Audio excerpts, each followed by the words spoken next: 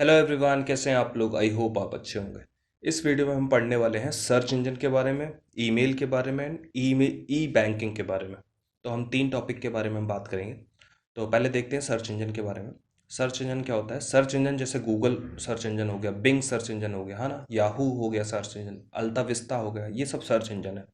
खोज करके एक है, वो भी सर्च इंजन है। एक्साइट, ये भी एक सर्च इंजन है। एमएसएन, ये भी एक सर्च इंजन है। गो, ये भी एक सर्च इंजन है। नेटस्केप, ये भी एक सर्च इंजन है। हॉटबोट, ये भी एक सर्च इंजन है। आस्क डॉट कॉम, ये भी एक सर्च इंजन है। बैबू डॉट कॉम, ये भी एक सर्च इंजन है। तो जितने भी ये सर्च इंजन, इनके पीछे डॉट कॉम लगा हुआ है ना, और ये सब सर्च इंजन है। ठीक है। अब ये सर्च इंजन दिखता कैसा है, इसकी वेबसाइट कैसे होती है, जैसे यूआरएल क्या होता है, यूआरएल। अब यूआरएल का फुल फॉर्म क्या होता है? Uniform resource locator. इसका फुल फॉर्म होता है यूनिफॉर्म रिसोर्स लोकेटर। ठीक है। आगे जो भी वेबसाइट होता है, उसके आगे H T T P S लगा होता है, फिर कोलन लगा होता है, फिर डबल स्लैश लगा होता है, बैक स्लैश, फिर www.google.com, ऐसा करके ये एक यूआरएल होता है। अब ये सबसे जो आगे H T T P S लिखा हुआ था, ये प्रोटोकॉल होता है। ठीक है। फिर इसके बाद ये जो www ये लिखा होती है, प्रोटोकॉल वर्ल्ड वाइड वेब, ये भी एक प्रोटोकॉल है। ये कौन सा है? वर्ल्ड वाइड वेब, इसका फुल फॉर्म होता है। फिर ये जो बीच में है, ये डोमेन नेम है। ठीक है। जो भी वेबसाइट है वो अपना नाम लिखते हैं। फिर इसके बाद जो कॉम लगा हुआ है लास्ट में, ये क्या है? टॉप लेवल डोमेन है। जो टॉप लेवल का डोमेन होता है, वो डोमेन है। ठीक है। एजुकेशनल डोमेन अलग होता है ना, बिजनेस डोमेन अलग होता है। तो ऐसे ही ये डॉट कॉम जो है, ये भी एक टॉप लेवल का डोमेन है। ठीक है।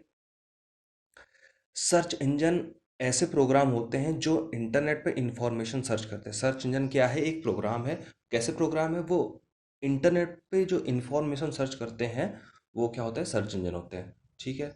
अब जैसे कि एक पॉइंट है, .gov.edu.net एक्सटेंशन को कहते हैं, ये डोमेन कोड्स हैं। ये क्या कहलाते हैं? .gov .गवर्नमेंट की वेबसाइट बनाने के लिए .gov का इस्तेमाल करते हैं।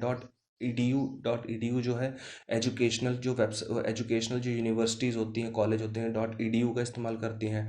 डॉट नेट जैसे कि ग्लोबली अगर एक्सटेंशन को हमें फैलाना है, तो वो डॉट नेट का इस्तेमाल होता है। तो ऐसी जो एक्सटेंशन होते हैं, इनको क्या बोलते हैं? डोमेन कोड्स बोलते हैं। ठीक है। फिर इसके बाद .doc .htm का उदाहरण कौन सा है? ये भी एक एक्सटेंशन है, लेकिन ये डोमेन कोड्स हैं, ये एक्सटेंशन है। .doc .html का उदाहरण कौन सा है? एक्सटेंशन। ये क्या कहलाते हैं? एक्सटेंशन कहलाते हैं। ठीक है। अब इंटरनेट से जुड़े कंप्यूटर को पता देने वाली प्रणाली कौन सी है? इंटरनेट से जुड़े जो कंप्यूटर कनेक्टेड होते हैं, है ना, उसको पता देने वाली कौन सी है? DNS, domain name system. Domain name system के थ्रू हम इंटरनेट से जुड़े जितने भी कंप्यूटर्स हैं, उसका हम पता लगा सकते हैं। ठीक है। फिर एक नेटस्केप नेविगेटर, एक प्रकार का वेब ब्राउज़र है। एक नेटस्केप नेविगेटर होता है, ये एक प्रकार का वेब ब्राउज़र है। ठीक है। फिर कीबोर्ड की मदद से यूज़र को डेटा सर्च करने की सुविधा प्रदान करने वाली वेबसाइट कहलाती है। जो कीवर्ड की मदद करके यूज़र को डेटा सर्च करने की जो सुविधा प्रदान करने वाली जो वेबसाइट होती है, उसका क्या नाम है? Chat engine. चैट इंजन कहलाती है। जो कीवर्ड की मदद से जो वेबसाइट सर्च करती है, वो क्या कहलाती है? चैट इंजन कहलाती है। ठीक है। सर्च इंजन का विकास माइक्रोसॉफ्ट ने किया था। जो सर्च इंजन को डेवलप किया था, वो जो सर्च इंजन का जो सर्च, कौन सा ऐसा सर्च इंजन है जिसको माइक्रोसॉफ्ट ने डेवलप किया था? तो वो कौन सा है? बिंग है। माइक्रोसॉफ्ट ने बिंग सर्च इंजन का विकास किया था। ठीक है। अब ईमेल के बारे में देखते हैं। इलेक्ट्रॉनिक मेल, इसका फुल फॉर्म होता है electronic mail. Father of email कौन है? Ray Tomlinson. टॉमलिंसन, इसका फादर ऑफ ईमेल कौन है? Ray Tomlinson. ठीक है।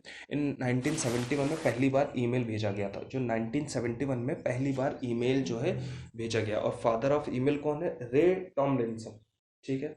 विश्व में पहला फ्री ईमेल 1996 में इंडिया, सबीर भाटिया ने हॉटमेल के नाम से शुरू किया था। जो विश्व का पहला फ्री ईमेल है, वो 1996 में स्टार्ट किया था, और जो कि इंडिया के सबीर भाटिया ने हॉटमेल के नाम से शुरू किया था। ठीक है। जो कि फ्री सुविधा थी। ठीक है। अब ईमेल सर्वर कौन कौन से होते हैं? ईमेल सर्वर जैसे redifmail.com ये ईमेल सर्वर है, ठीक है। gmail.com ये भी एक ईमेल सर्विस है ना, सर्वर है, ठीक है। हॉटमेल ये भी एक ईमेल सर्वर है, ठीक है। yahoo.com ये भी एक ईमेल सर्वर है। तो ये सब क्या है, डोमेन नेम ऑफ ईमेल्स। ये क्या कहलाती है, डोमेन नेम ऑफ ईमेल्स कहलाती है, ठीक है। अब हम देखते हैं सिग्नेचर फाइल्स क्या होती हैं। यह एक ऐसी सुविधा है जो कि ईमेल के अंत में अपनी पहचान डालने के लिए हम कर सकते हैं, लाइक साइन सिग्नेचर फाइल को ऐड करना किया। तो जैसे कि ईमेल सिस्टम में क्या होता है कि एक सिग्नेचर फाइल नाम का एक सेक्शन होता है, उसमें हम क्या कर सकते हैं, अपनी पहचान या सिग्नेचर उसमें डाल सकते हैं। तो सिग्नेचर फाइल वो सुविधा हमें देता है, ठीक है। एक सीसी करके एक ऑप्शन होता है ईमेल में। तो सीसी का फुल फॉर्म क्या होता है, carbon copy, list of email address which is send to copy. मतलब अगर आप किस जो ईमेल आप भेजना चाहते हैं वो अगर और भी किसी को भेजना चाहते हैं और किसी दूसरे को अगर सेंड करना चाहते हैं, तो वो लिस्ट में उसका नाम डाल दीजिए, तो वो कार्बन कॉपी उस सब सब लोगों के पास पहुंच जाएगी, ठीक है। फिर एक एक होता है बीसीसी होता है, इसका फुल फॉर्म होता है ब्लाइंड कार्बन कॉपी। अब ब्लाइंड कार्बन कॉपी में क्या होता है, इनमें पता नहीं चलता कि किन किन को मेल भेजा गया है। जितने भी आपके पास मेल आए होंगे, है ना, जितने भी लोग आपके ईमेल से कनेक्टेड होंगे उन सबको मेल भेज देगा, ये ब्लाइंड कार्बन कॉपी भेजता है, ठीक है। तो ये बीसीसी का काम हो गया, ठीक है। अब ई बैंकिंग देखते हैं, ईमेल में बस इतना ही था। अब ई बैंकिंग देखते हैं, ई बैंकिंग क्या होता है। E banking service provide by bank. जो ई बैंकिंग होता है, ई बैंकिंग सर्विस जो है बैंक द्वारा प्रोवाइड किया जाता है, in which customer is allowed to conduct the transaction using the internet. जो क्या करता है, कस्टमर को अलाउ देता है ट्रांजैक्शन करने के लिए थ्रू द इंटरनेट, ठीक है। It is an it is an electronic payment system through user and financial institution. ये क्या करता है, एक पेमेंट सिस्टम होता है, किसके थ्रू, एक यूजर के थ्रू और फाइनेंशियल इंस्टीट्यूशन के थ्रू, जो कनेक्शन इस्टेब्लिश करता है, ठीक है। अब क्या है, it is support paperless cashless and financial transaction. क्या आता है, ये पेपरलेस को सपोर्ट करता है और कैशलेस को सपोर्ट करता है, कि कैश आप ले नहीं सकते, दे नहीं सकते, तो आप क्या कर सकते हैं, आप आ, आ, क्या आप ऑनलाइन पेमेंट कर सकते हैं, ऑनलाइन ट्रांजैक्शन कर सकते हैं। तो इसको सपोर्ट करता है, पेपरलेस को सपोर्ट करता है। अब कुछ कॉमन थिंग्स देखते हैं ई ई बैंकिंग के बारे में। जैसे इलेक्ट्रॉनिक फंड ट्रांसफ़र, ये क्या होता है, ईएफटी। इसका फुल फॉर्म क्या होता है, EFT, transfer money one bank to another. अगर एक बैंक से दूसरे बैंक में अगर पैसे ट्रांसफ़र करना होता है तो ईएफटी का हम इस्तेमाल करते हैं, ठीक है। एक क्रेडिट कार्ड होता है ई बैंकिंग में, देखिए, this provide the customer to borrow funds to certain limit.